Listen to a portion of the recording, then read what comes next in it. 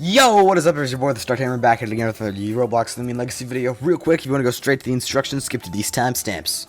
Anyway, for all the absolute Giga Chads that'll stick around, I got something to talk about. It's about a guy named Raza. For the people who have no idea what I'm talking about, this is Raza. He's got an absolute banger amount of subs and 100 plus consistent viewers. Dope dude that I've been friends with for a little over 6 months, and recently we've declared a sub war over 6 Discord messages. Isn't that how the American Revolution started?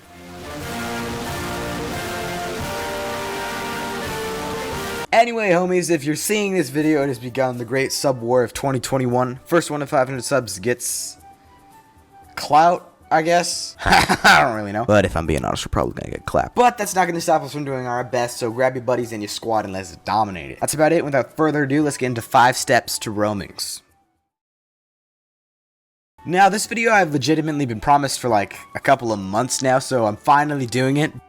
First thing we're going to be talking about is 5 steps to basic roamings, or the ones that you could find in the wild. For step 1, you actually need to unlock the roaming. You want to hunt Protagon, Ikazune, and Duskin, easily unlocked by simply completing the story. For software setup roamings, you simply have to encounter them and save afterwards for them to be in the wild. Lastly, for event roamings, you do the exact same thing as normal software setables, but they are only found in their respective universe. For step 2, you want to grind a Lumine, Spare, and a couple Lumines with super buff defense and HP. Reason for this is Lumines with Spare will be put up on the front lines and used to bring the roaming down to 1 HP for an easy catch. After the roaming is down at 1 HP, you'll swap it out for a buff Lumine to take damage while you attempt to capture it. For step 3, you want to gather a bunch of money for discs and healing items for when you actually encounter the roaming. With multitasking, you can complete step 2 and 3 at the exact same time. For step 4, you want to gather Lumi Boost tokens from around the map and from Mastery. This is also relatively easy, as you can pop out multiple Mastery levels if you know what to do. Specific levels that grant you boost tokens are going to be put up on screen right here,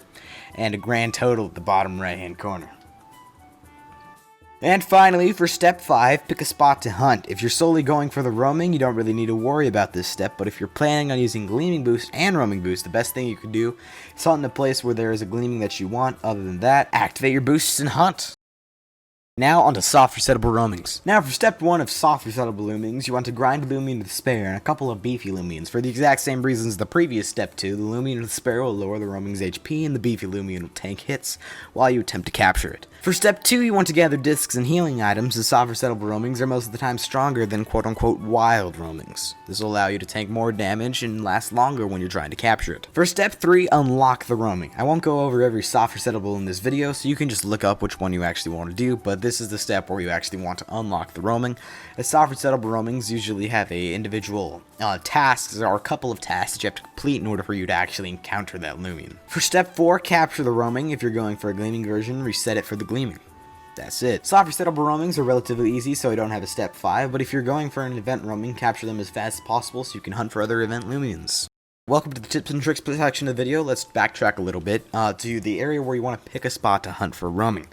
Now, this usually applies to the wild roamings. If you're going to for a soft resettable, this is completely useless to you. However, if you're already, either if you are going for a wild roaming or if you've already encountered and saved the soft resettable, there is a phenomenon where if you go to Route 1, the roamings you encounter in Route 1 will usually be a much lower level than the roamings that are in, let's say, Route 8.